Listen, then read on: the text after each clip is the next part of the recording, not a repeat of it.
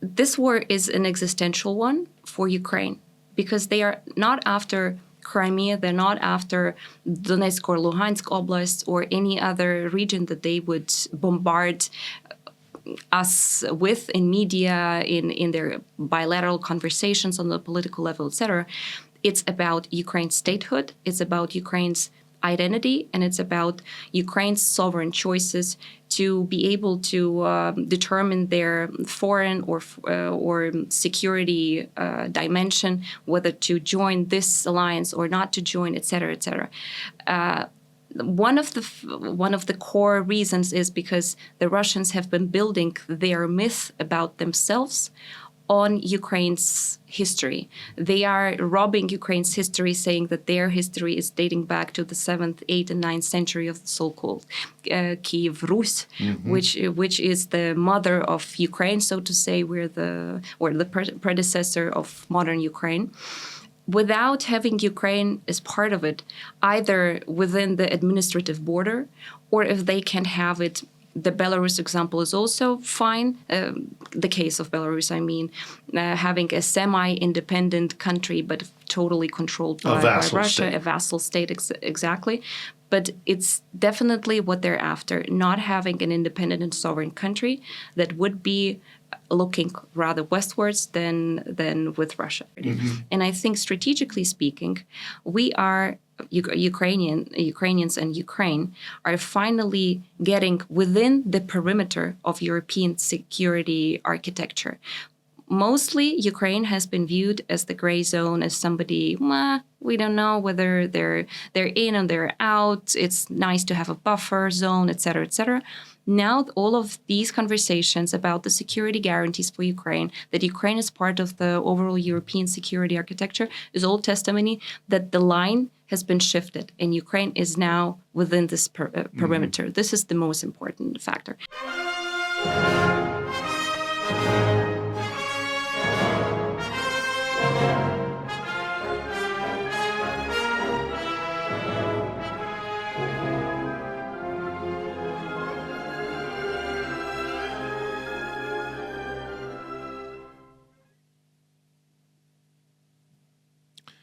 Hello and welcome.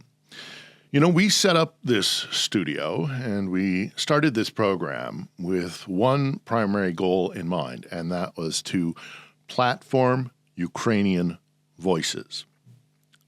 And of late, as we have seen all the meetings and discussions about how to find a diplomatic solution to this conflict, we are seeing in the halls of power and among different groups or punditry or academia, something that I feared might happen, and that is people talking about Ukraine without Ukraine, or speaking over Ukraine or around Ukraine.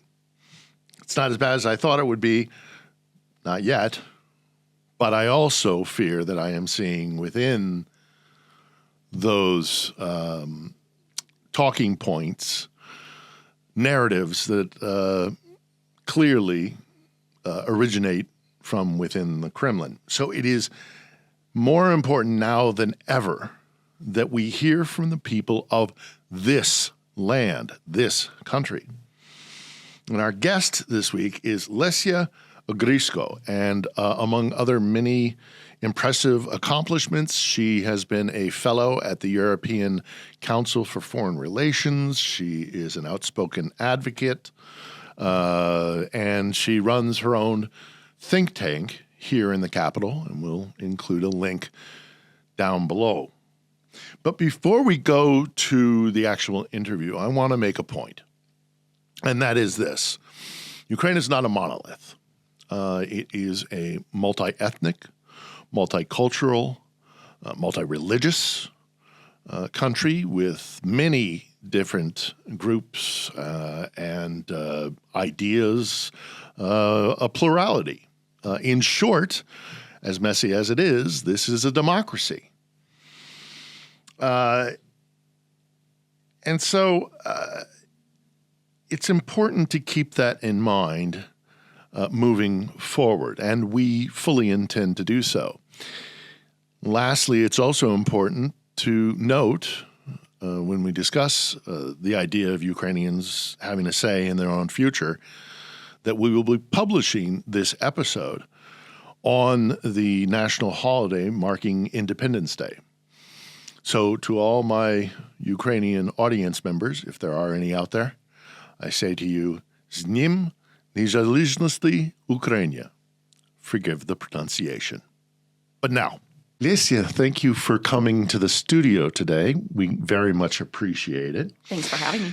You know, I set up this show to not react to the news. I wanted to talk to Ukrainians and platform voices and platform Ukrainian voices in particular to get a greater depth of understanding. But unfortunately, the news just keeps interfering.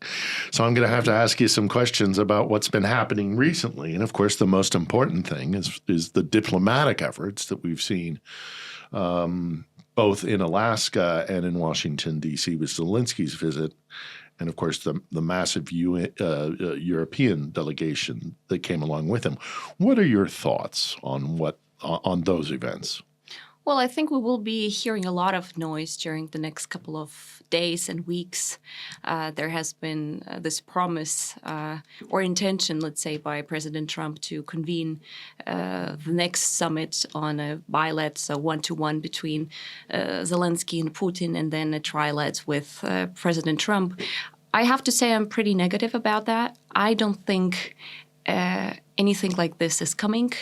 And I think because we are basically addressing the root causes, as Putin likes to frame it, and the root causes is that the Russians are not willing and not interested in any ceasefire, not to mention any peace deal anytime soon, and unless there is actual interest or they are forced by circumstances and international partners to actually give in and to actually be willing to sacrifice something or to be genuine about ceasefire and peace talks, there will be a lot of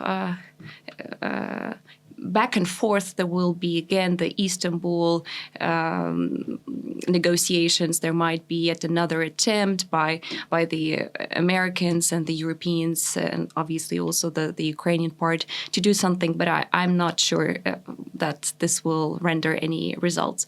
So I would rather, look at the facts on the ground. I would be looking at what the Russians are doing now on the front line, how they're intensifying also the strikes on civilians, and also looking and not listening necessarily to what President Trump says, because this changes every now and then, and I would even say every day.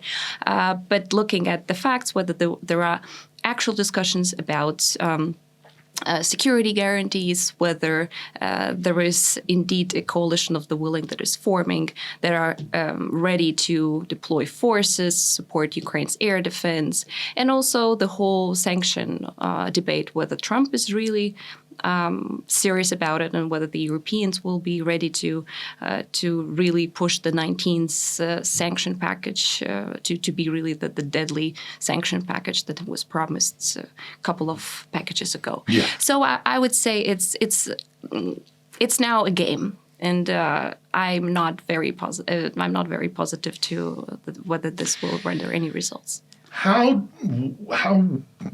did you respond as a Ukrainian, but generally Ukrainians as, it's not a monolithic society. Exactly. This is a democracy. There's lots of different groups and people with different opinions and all the rest of it. But generally, what was the reaction?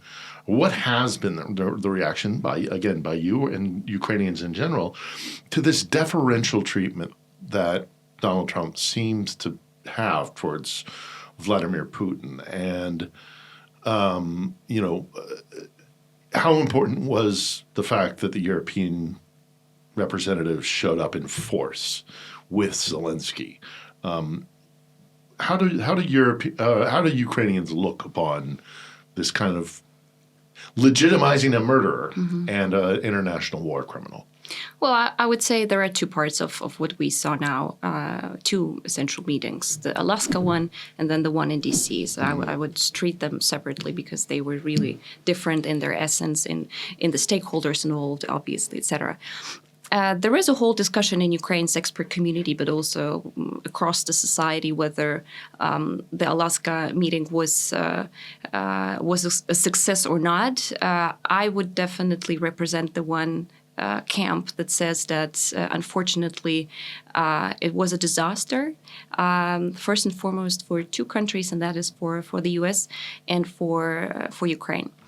Why for the U.S.? Because I think now the painting of the United States being really the epitome of the democracy on world stage, the warrant of the rules-based order, is really being repainted or the story rewritten. And I think this picture of the American soldiers, preparing the setup carpet, and the red carpet for Putin, that will be a image that will be remembered and will be guaranteed for sure be part of the history books in the future. And I think this is not necessarily the image that the Americans would like to be associated with. So that's why I think from an image point of view, it was it had a tremendously negative effect on America. Now, if we're looking at the Ukrainian point of view and what it did to Ukraine, I think it's a tactical loss for Ukraine, because there were essentially two things that happened. First, the only reason why Putin actually wanted to take this opportunity and meet was because Trump finally got a little bit more serious about sanctions. There have been a lot of carrots that Trump was treating Putin with. Mm-hmm. Now, finally, he started to demonstrate that there is also a stick. Now, the whole story with the tariffs and the sanctions on India and the secondary sanctions, all of that was the beginning of this story about the American stick against the Russians. Putin definitely wanted to slow down this process. And he did what already worked the last couple of months. You remember when the Istanbul negotiation started. That also started after the Europeans and to a certain degree also the Americans were quite pushy towards Russia, started to set certain deadlines and to start to show this stick, as I say. And he thought, and rightly so, I will try to do this again.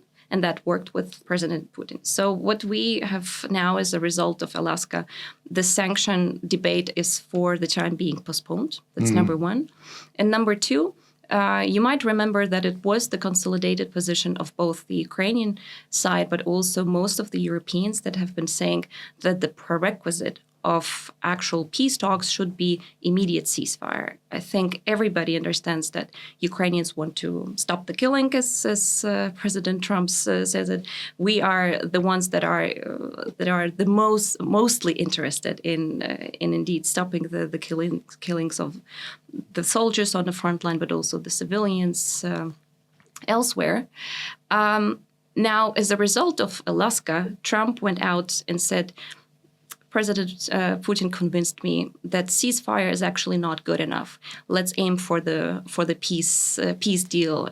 And I think not so many people appreciate and understand the difference, but I think it's really important to highlight that any peace negotiations would take months.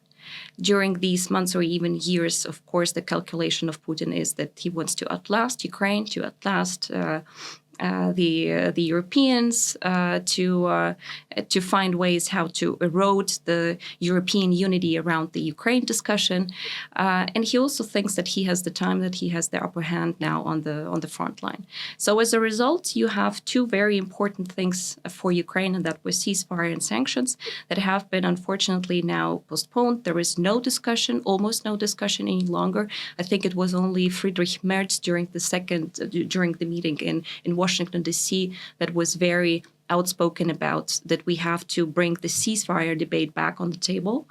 But if you look at the media landscape, but also most importantly of what Trump has been pushing throughout these last 2 or 3 days, the ceasefire discussion is out. Well, and also one of the things that I wanted to discuss with you, again, both in context of you being a Ukrainian and also, your fellow compatriots, there's this discussion of the compromises that Ukraine is going to have to make to get to a peace agreement. With Russia the clear aggressor, why is it, do you think, and what is the reaction generally within the Ukrainian population of this continued request of you're going to have to make compromises, you're going to have to give up something, even though you're the one that was attacked? What is the general reaction, and what are your thoughts about that? Well, I think the entire debate about concessions, territorial swaps, is already testimony to the fact that we have been pulled by the Russians into the Russian narrative. I mostly try to avoid this conversation. I will address it here just to make the point that this is the wrong framework that we are working in and operating with. And under I actually mean not just international experts or the media community, but also unfortunately Ukraine's society as well. And the framework is essentially about territory. It's a territorial debate, as if the whole war has been started just to gain more territory. If you look at the Russian map, it's the biggest country geographically in the world. You start to think whether that would be a game changer or change anything in this country. They're definitely not launching wars, having the biggest amount of territories in this whole world.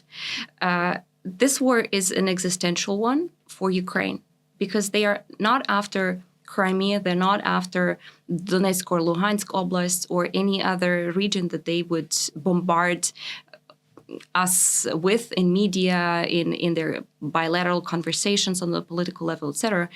It's about Ukraine's statehood, it's about Ukraine's identity, and it's about Ukraine's sovereign choices to be able to determine their foreign or security dimension, whether to join this alliance or not to join, etc., etc. One of the core reasons is because the Russians have been building their myth about themselves on Ukraine's history. They are robbing Ukraine's history, saying that their history is dating back to the 7th, 8th, and 9th century of the so-called Kyiv Rus, which is the mother of Ukraine, so to say, the predecessor of modern Ukraine. Without having Ukraine as part of it, either within the administrative border, or if they can have it. The Belarus example is also fine. The case of Belarus, I mean, having a semi-independent country, but totally controlled by Russia, a vassal state, exactly. But it's definitely what they're after, not having an independent and sovereign country that would be looking rather westwards than with Russia. So therefore, especially when I'm discussing it with the American audience, what we Ukrainians try to say, and we address President Trump here, is that if you want to avoid making the same mistakes as Obama did, which turned a blind eye on the fact that Crimea has been taken and that the rules-based order was essentially after the Second World War was for the first time so blatantly violated, where the territorial integrity has been violated, and that only emboldened this absence of any response, neither from the Americans nor from the Europeans, unfortunately, just only emboldened Putin then to press forward in the East, the so-called Donbas war, and then further on in 2022 with a full-scale invasion. Yeah. So if you, President Trump, don't want to look like Obama, apart from the fact that he got a Nobel Prize and that might be something that he wants to resemble. It's been said. Exactly. Yeah. The motivation is because Obama got one, he wants one too. Yeah, and the time is ticking, and he only has more or less 1 month to go because the Nobel Prize Committee is assembling, I think, beginning of October. So he's running against a very strict deadline. So to make the long story short, if you don't want to repeat the mistakes of Obama, just don't fall into the same trap, thinking that this war is about territory, and that by giving in another tiny slice of the Donetsk Oblast, Luhansk Oblast, etc., that by giving this finger, they will not bite for and grab for the whole hand. Now, there has been, of course, a lot of discussion after the phone calls and after the meeting in Alaska and after DC about the land swap. There was some sort of information/disinformation coming from Witkoff that Putin is reportedly ready to swap parts of Sumy and Kharkiv regions for the Ukrainian territories of the Donetsk and Luhansk Oblast. This, from a Ukrainian point of view, doesn't make any sense if you want to go down the line and talking about territories, of course. Look just at the facts and the figures. Those parts of Sumy and Kharkiv region are 15 times smaller than the Donbas part that Putin is after, the Donbas part that he couldn't get in 11 years of war. Then there is, of course, the whole debate about the fortifications. This is the most fortified part of Ukraine's territory. Nobody, from an operational, tactical, or strategical point of view, military point of view, that doesn't make any sense either. There is also geography in place because the Donbas, the parts of the Donbas he's talking about, Slavyansk, Kramatorsk, they are on a height, so it would provide you a straight highway to Kharkiv and then essentially also to other parts. We can go into the nitty-gritties. Yeah, it would compromise some. I've been out there. I've been to, Kramatorsk and back when it was still possible, from Kramatorsk down into Chasiv Yar. I've done that trip several times. And it's for an American audience. It is long sloping ground that goes to a slope and then drops down and goes to another slope and another slope and another slope. And I have, again, for an American audience, I have equated it to this would be like Pickett's Charge time and time again. Pickett's Charge, I don't know if you're familiar, was a famous event in the American Civil War where the Confederate Army had to cross open fields elevating, and it's far more easily defended. So if that is ceded to Russia in some sort of negotiated peace, it's going to deeply diminish the defensive capabilities. But in addition to that, what would the loss of Donetsk and Luhansk oblasts mean in terms of Ukraine's like industrial base or the mines, the minerals, all that kind of stuff that's out there? How damaging would it be to Ukraine if Russia were to take that territory? Well, first of all, I think we're talking about a territory that would need a lot of heavy investment before we can actually talk about any fruits from that ground. And a lot of it has been destroyed in the fighting. Absolutely. Both the non-government controlled areas and also the government-controlled areas, that is, as said, there is a lot of fortification in there. The agriculture would be severely compromised. The agriculture activities would be also severely compromised. The number of mines, I don't have the numbers, but it's it might be one of the mostly the most densely one of the most densely packed areas in the world for unexploded ordnance. Exactly. So I don't, and that's why I just don't want to go into that discussion. So it's a non-starter. It's a non-starter for Ukrainians. It's absolutely a non-starter. And I actually think during that discussion in Washington, you remember there was the story about I showed President Trump the map, and then President Trump showed his map, and they were comparing it and looking at it. During the press conference of Zelensky after the meeting was finished, he said that he really appreciated the opportunity to brief President Trump on the actual facts on the ground, that there are actually no breakthroughs as the Russians are now trying to portray. Of course, there is a lot of pressure because of the negotiations, etc., but there are no breakthroughs. And most importantly, I think what President Trump finally heard from the Ukrainian party is the ratio of how much has actually been conquered by the second largest army in the world. Because what Zelensky, I think, demonstrated is you have a big chunk, which is Crimea, which was essentially taken without almost no blood. Again, we've discussed it because politicians in the West have also turned a blind eye. Then we have a lot of the Donbas territory that has been conquered since 2014, when Ukraine's army has literally been non-existent. And that would be, by the way, a scenario for some of the European countries that are absolutely not ready for war. And this is the scenario that they are running into if they're not investing now in Ukraine and also in themselves. And what we are essentially talking about since these 3.5 years is a very thin and a very small slice of Ukraine's territory.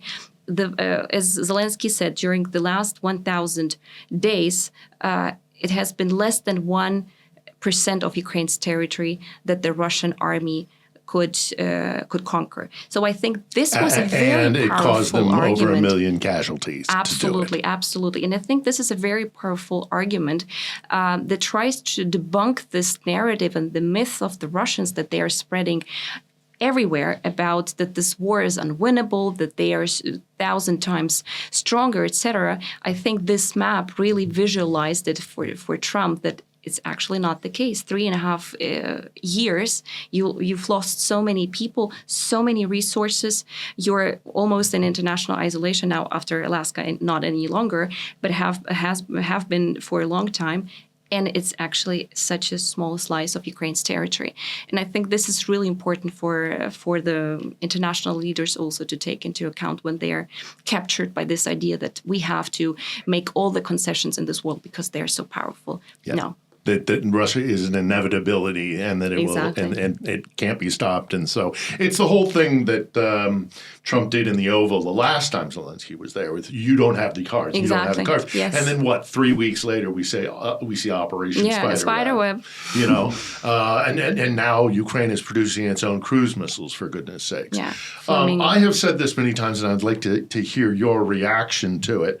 There's several things that I've said, and we'll circle back on some of the points you just made, but I wanted to ask you about this point, is that even with this land bridge that the Russians have achieved to Crimea, more or less, right? They've got the Kerch Bridge, and then they have the sliver along the Azov Sea that allows them to support Crimea. The only reason that they want Crimea is because of Sevastopol and the Black Sea Fleet. But the Black Sea Fleet isn't safe. It's bottled up on the eastern shore because Odessa is Ukrainian.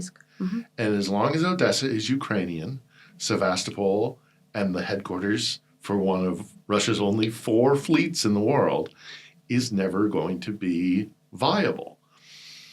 Russia can't take Odessa. Russia doesn't have, they haven't even entered into the occupation phase of everything on the eastern side of the Dnieper River. You say you want to change the narrative that Moscow's been putting out, and you're right, they've been doing a very good job of it. So let me give you that opportunity to say that. They need to change the government in Kyiv to one that's pro-Moscow, a Lukashenko vassal state, as you mentioned. They need to take Odessa so that they can secure control of the Black Sea Fleet. In your estimation, knowing the capabilities of the armed forces of Ukraine and what you're facing up against, are those objectives, those strategic objectives, obtainable by the Kremlin to change the government in Kyiv and to take control of Odessa, in your opinion? No, I don't think that they are capable of doing that by military means only.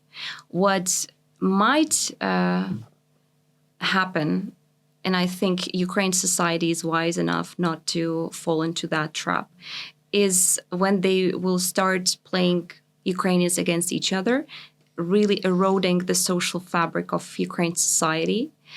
And this is, by the way, why Ukraine society has been so rallied around Zelensky flag about the fact that elections are not necessarily on the table now. We are a democratic country. We have our. How are the people in occupation going to vote? Or those millions that are outside of Ukraine. Or the people who are outside of Ukraine, or putting up a polling center in Zaporizhia that could be easily hit by a drone.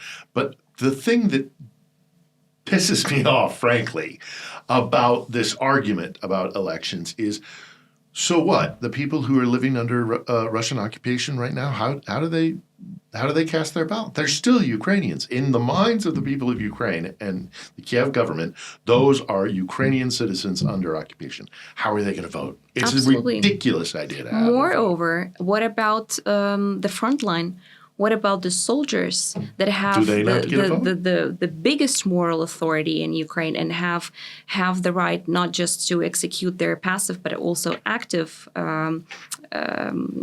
rights to elect and get elected? All of these questions, the non-government controlled areas, the refugees, and the front line. This is a no-go not to for mention Ukraine. it's completely legal under the Ukrainian constitution. Absolutely, so absolutely. This is again another Moscow narrative. Yeah, clearly pushed forward by Moscow. Yes, yes. So what I'm trying to say is that if they will pursue only their means by military their goals by military means, I don't think that's successful. In the Black Sea, we have good partners that have been advising the Ukrainian armed forces since the early days of 2020 to the brilliant operations in the Black Sea in summer 22. I think Ukraine since then has also grown. The underwater drones, the other drone facilities, the UAVs, etc. I think we have a very asymmetric response ready when it comes to defending the Black Sea as of now. Odessa, God save Odessa. This is what I usually say. They are under tremendous pressure, of course. I've been recently talking to a friend of mine, and she's a realtor, and she said in Odessa there has been this point when the real estate has been either you're facing the ballistic side of Odessa, or you're facing the drone side of Odessa. So I mean, it's God bless Odessites. God bless Odessa. They are such a special breed. I mean, they're frustrating as hell. They can be. They're very stubborn down there. They do think that they live in the most amazing place in the world. And all. As a San Franciscan, I've seen it in my own home city. But the Odessites. But there's another thing about Odessites, and I'll tell you a very quick story about one of the times that I was down there after the full-scale invasion started. And I've told this story many times before, but I'll say it again and I'll get your thoughts on it maybe. I was down in Odessa maybe 6 months into the full-scale invasion, and I saw all the street signs with black garbage bags wrapped around them. Yeah. so that, people who weren't natives to the city wouldn't know how to navigate around it. And I was having lunch, and I said to my waitress, why don't you just take down those signs? Because all the Russians have to do is, rip off the garbage bags and they're ready to go again.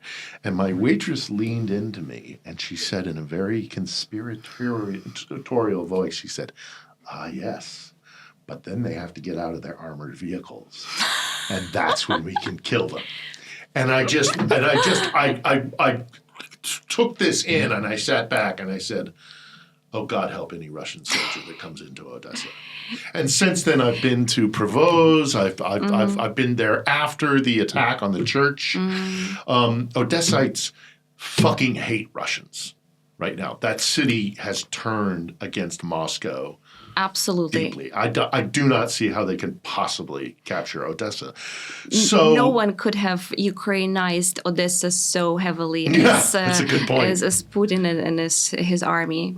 There were obviously some pro-Russian narratives floating around in Odessa for quite some time, but now it's indeed a very, very Ukrainian city, as it has always been historically. I don't think they can achieve their strategic goals. No, Moscow me can. either. The best thing that I think that they can hope for is to get to a place where, as you mentioned earlier, compromises Ukraine's defenses, and then in 2, 3, 5, 10, whatever it is, because they're always still going to have the imperial design. Absolutely. They'll just come back later. Let me circle back to something you said earlier, and when you were talking about the European Union and the Europeans needing to recognize the threat and beef up their own militaries, but also to provide more support for Ukraine's defense. Do you think the Europeans can get to a place where, if not completely, take the place of the United States, but provide a defense or help to provide a defense for Ukraine that would be effective enough with or without, a fickle Trump? Yeah, well, for Ukraine, it's the only bet, apart from the bet that we are placing on ourselves, our Ukrainian armed forces, the defense industrial base, and the resilience of the country. These are the three pillars, I would say, of how Ukraine stands and why it's not the 2 weeks that have been given, or 2 or 3 days that have been given by most of international observers and politicians. Right before it started. Yeah, that's right. Yeah. So these are the pillars that is the primary bet of Ukraine on how we want and plan to survive. Now, the second most important bet is obviously on the Europeans. If you look at this time frame, starting from the J.D. Vance Munich speech and the Munich Security Conference, when Europeans were literally running around like beheaded chicken, couldn't put their act together as to what happens next. There is no U.S. backstop.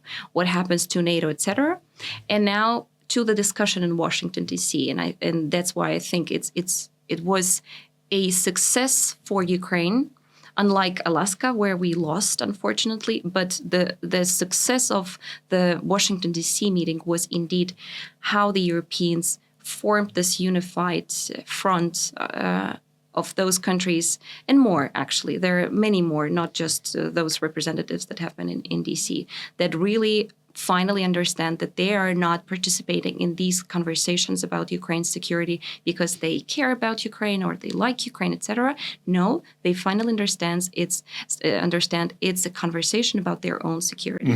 And I think strategically speaking, we are Ukrainians and Ukraine are finally getting within the perimeter of European security architecture. Mostly, Ukraine has been viewed as the gray zone, as somebody, we don't know whether they're in or they're out. It's nice to have a buffer zone, etc., etc.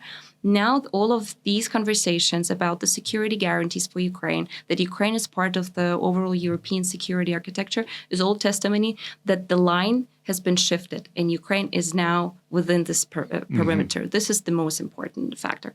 Now, looking at the practicalities on the ground, I think it's still very early to judge what particular guarantees they can render Ukraine.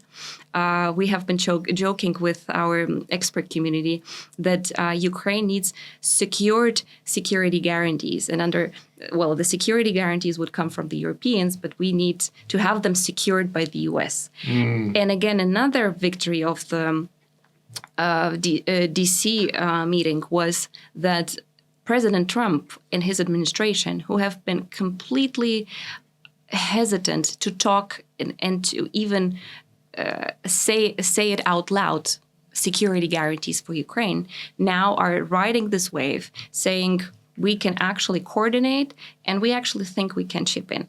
I don't have very high hopes that it will be U.S. troops on the ground. I don't think it's going to happen. But if the U.S. can indeed provide air support and an air backstop for the European troops that might be stationed on Ukraine's territory, that's already a huge win. The Patriot systems that have been, of course, been promised to Ukraine since the last NATO summit. It's another discussion why we didn't receive them in that amount and as quickly as promised. But the discussion about 10 Patriot systems would be indeed a game changer for Ukraine, for both the front line and for the civilians and the cities and villages and everything around Ukraine. Yeah, I've seen the Patriots at work here in Kyiv, and I am thankful for them every day. Yes, we appreciate them so much, and we just need more of them. Not one or not two, 10 or even more. Then there is the discussion about the support in the defense industrial base. And this is, I believe, something that the Europeans can really support Ukraine tremendously. The Europeans have the money. And they understand that this is an investment not just in Ukraine's industrial base, but in a country that will eventually, I hope, become a NATO country, and the country that is capable of being the shield, as it is now, against the threats that come from the East. And if Trump wants to be transactional and, the Europeans are willing to pay for U.S. weaponry. I don't care how we get the weaponry as long as we just get the weaponry. Exactly. That sort of thing. Exactly. One of the other things that I've had numerous discussions with folks generally is I think there's also another thing that the Europeans are starting to realize, and I'd like to hear your response to this, is that if Moscow is successful in Ukraine, and by whatever definition, everybody talks about, then Poland will be next, or the Baltics will be next. To which I say, I don't think so. Because what happens if Moscow is successful in Ukraine, they don't have to send tanks down the Champs-Élysées. They don't have to have Russian ships pulling up into Portsmouth Harbor in the UK. They will be able to exert influence on markets, on elections. They will be right on the They will be right on the edge of Europe itself, and they will exert undue influence, even if it isn't militarily. Their corruption is widespread. You go to Knightsbridge in London, you hear Russian everywhere. The largest Russian Orthodox church under control of the Patriarchy in Moscow was at one point, and I still think is, in Paris. I mean, I can go through example after example. It's not just about the military threat that Russia would pose, but also undue influence over Europe if they're right there on the doorstep. I wonder if you could give me your thoughts on that. Sure. So I think there is no debate in Ukraine whatsoever whether there will be an attack on other European countries.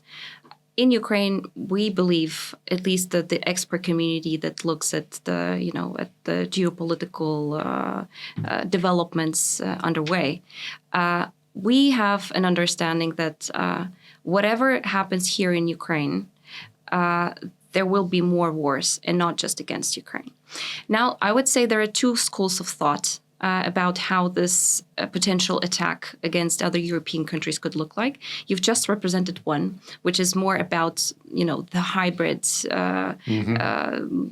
the hybrid doctrine, and here we can really further extend to buying politicians, interfering in elections, the sabotage movements, the underwater pipelines, the underwater cables, the Baltic, supporting the far-right Baltic groups that will sow absolutely disharmony in democracies, all of abusing freedom of speech, et cetera, exactly, et cetera, et cetera. all of that to basically erode the social fabric of European countries, for European countries to feel that they are alone in their national affairs, that they look inwards, that there are more divisive lines in every single European nation, and then these countries are too busy to defend Ukraine.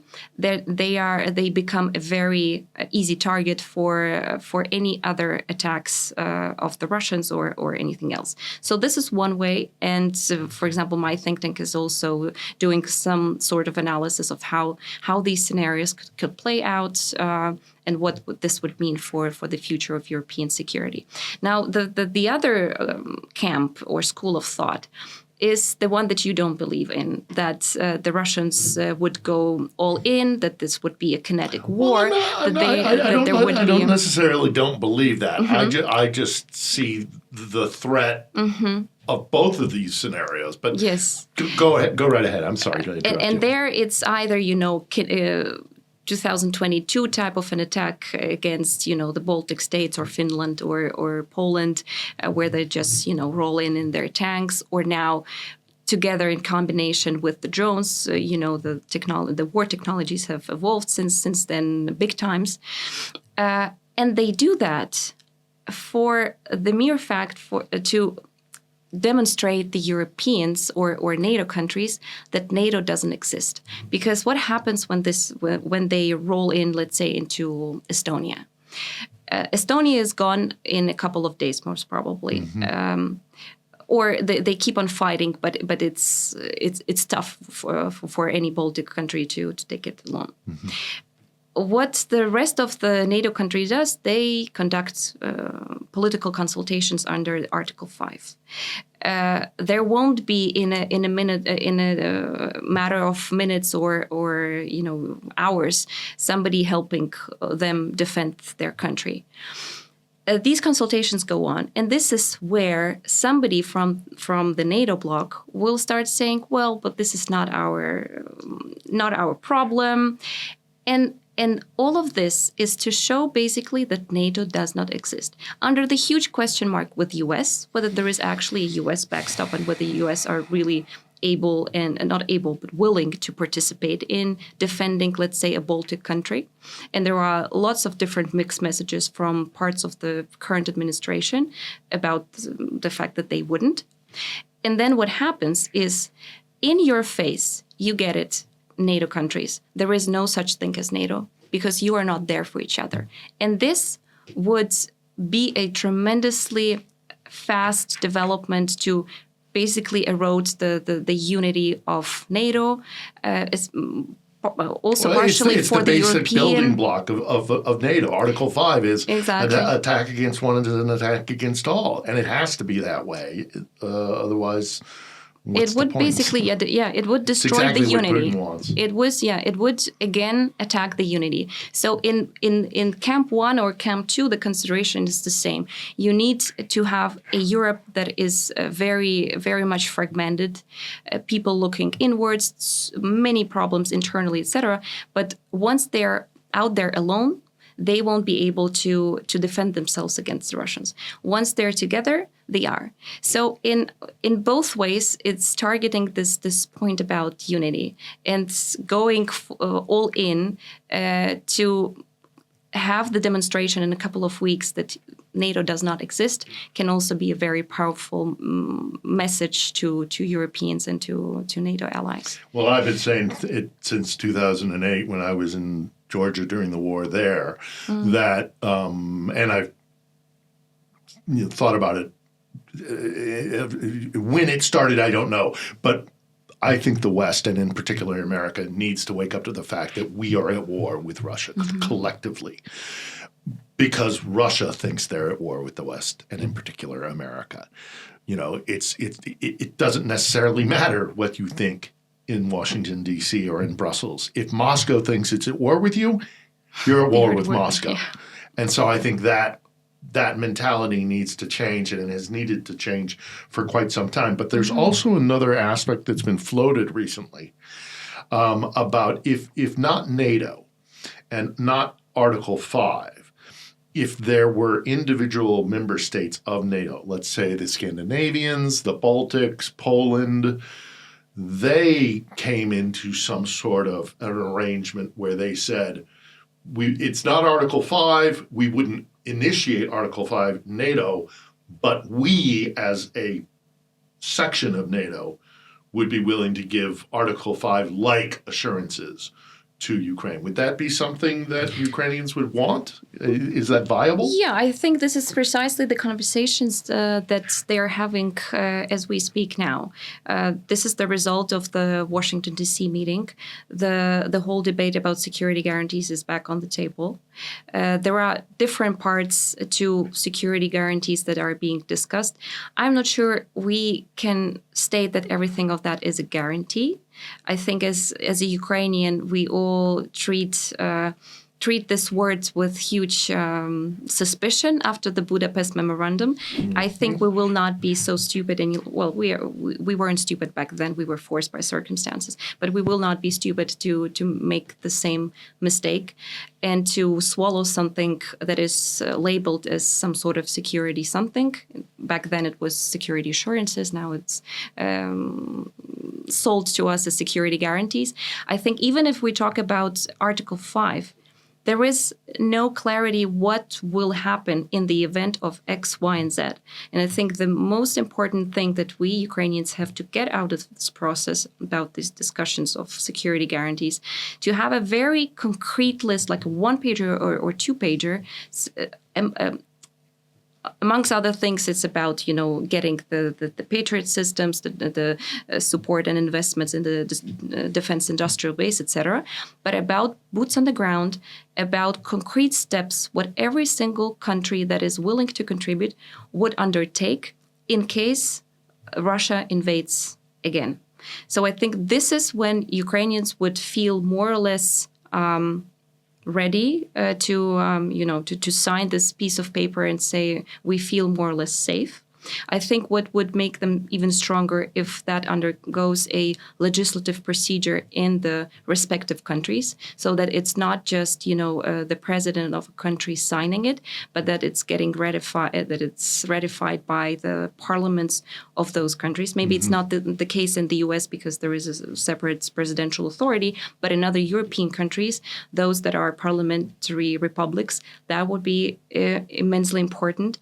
And I think another way would be to get Ukraine into the status of the non-NATO major ally for the U.S., like Israel, like South Korea, like Morocco and Tunisia, and I think some other Australia as well. So these could be also possible ways of getting the assurances and certain type of security for Ukraine. Because essentially when Ukrainians were talking about NATO, etc., everyone was thinking about the US. So if we can get something with the words security guarantees from the US with tangible backstop to the Europeans, I think this would be more or less okay.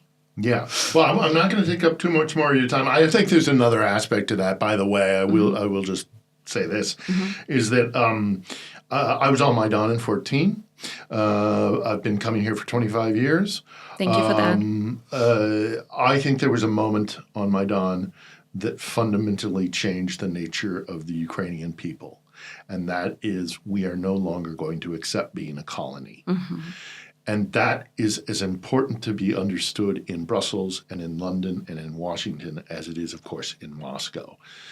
There's a very strong desire for sovereignty here and for independence. So to try and force a deal down Ukraine's throat, I think, is going to be counterproductive, because there is this recognition here of, we're not just going to swap one colonial master for another.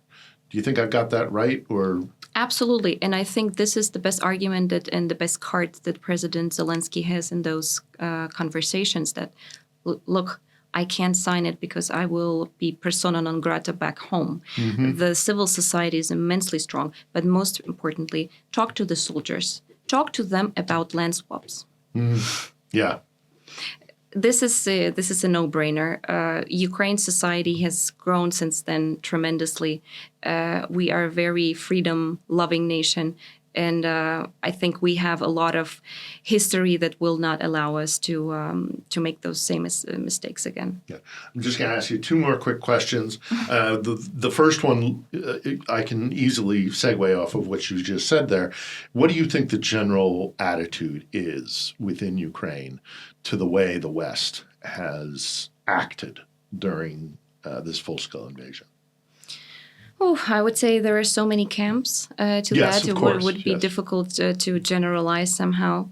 There is a lot of appreciation. I think some people in Ukraine, it's also a group, a fraction, that took it for granted.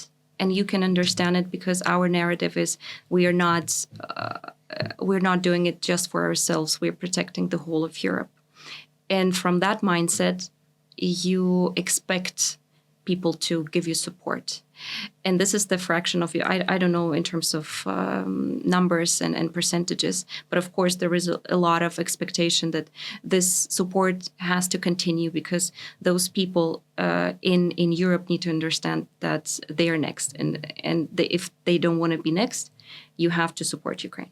There is another fraction which says, this is not obvious to everybody. It's our mental framework, and we understand it. Go to the streets of, I don't know, Paris or Barcelona or somewhere else. They're having a coffee, they're enjoying life, etc. They're not thinking about war. And expecting those people to turn on a war mentality and to support every single government decision to provide more humanitarian, financial, and most importantly, military aid would be naive.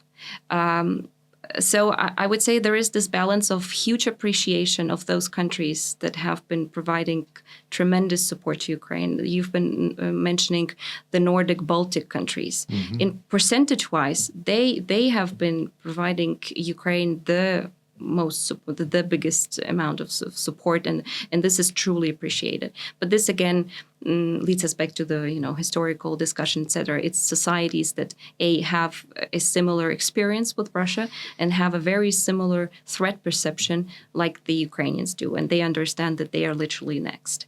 Mm-hmm. So I think it's a combination. I can understand both sides of it. I'm more, I think, on the side of huge appreciation, because we as Ukrainians, not all of Ukrainians were in a war mentality since 2014. Mm-hmm. What do we expect other countries that didn't have any interaction with Ukraine whatsoever to do? So in a way, I just try to apply human psychology as a lens through which I'm looking at political and geopolitical decisions. Yeah, that whole period between 2014 and 2022 was a really weird time here.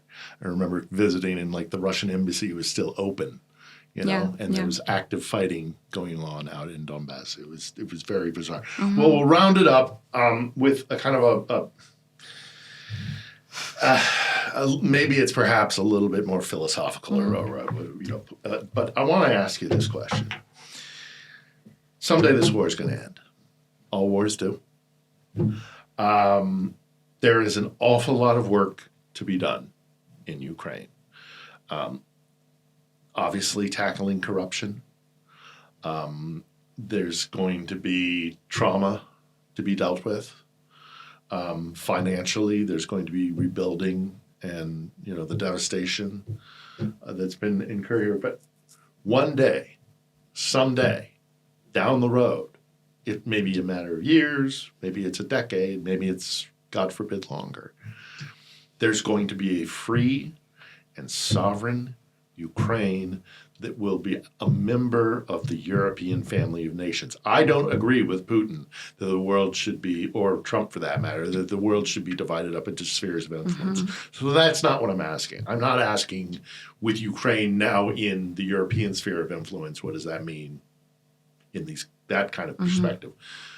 But a free, sovereign, and potentially very wealthy, Let's hope. if we can tackle some major issues that exist here. What will it mean for the European family of nations to have this massive country of Ukraine with all of its resources and all of its peoples as part of that association? That's a very broad question. It is a very broad question. But Maybe as I'll a Ukrainian, start. Maybe I'll just start like. with two caveats. Unfortunately, I don't believe we can talk about lasting peace until there is a Russia as we know it now, with the imperial ambition. So unless we tackle this question, and there is a whole other discussion we might have maybe another time about the future trajectories of Russia, and unless it ceases to be an empire with an imperial mindset, we Ukrainians, but also some other countries, will be in constant trouble. So I think we're talking about a number of years or decades until then, and for that matter, we Ukrainians have to be prepared, and that's why I think in our lifetime we will be still having wars with Russia. And the second caveat, this is just a minor issue. You started with, from all of the challenges in Ukraine, you started with corruption. I would say that the discussion and the debate about corruption is even bigger than the corruption itself sometimes. And there is a lot of Russian influence in that. There is a lot that really happens, but the word corruption was not invented in Ukraine. There is corruption elsewhere. And I think Ukrainians are part of trying to extend the discussion even more than it should be. And I think the number one risks and threats for Ukraine is the security threats and not corruption. Although, of course, I'm completely against this terrible thing, especially during war.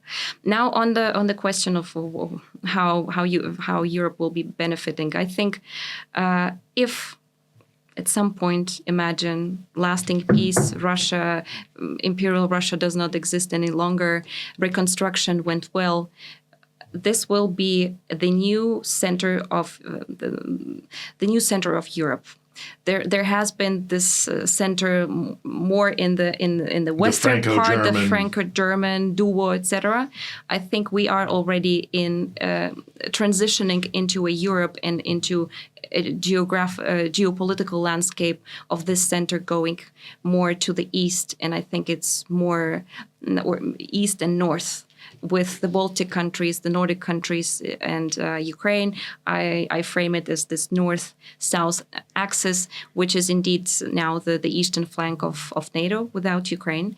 And it will be a Ukraine that will be still protecting Europe, having the ability, having the industry, and having the armed forces and the resilient society from which all other European nations are learning. Essentially, this is what happens now, and this is what we will be seeing in the next decades. And if America does truly start to withdraw from Europe with the military-industrial complex that exists here, it could be the arsenal. It's the arsenal. It will be the security guarantee from Ukraine to other Europeans. We will be turning the tables at some point. Now we are in discussion of Ukrainians wanting some security guarantees from others. In my lifetime, we will be talking about Ukrainians providing security guarantees to the rest of Europe. Well, thanks so much for your time, Thanks for having me. Lesia Ogryzko. Is there anything else you'd like to add before we close out? Anything you'd like to say to my audience? Please stay tuned and support Ukraine. All right. Thank you, Lesia. Thank you.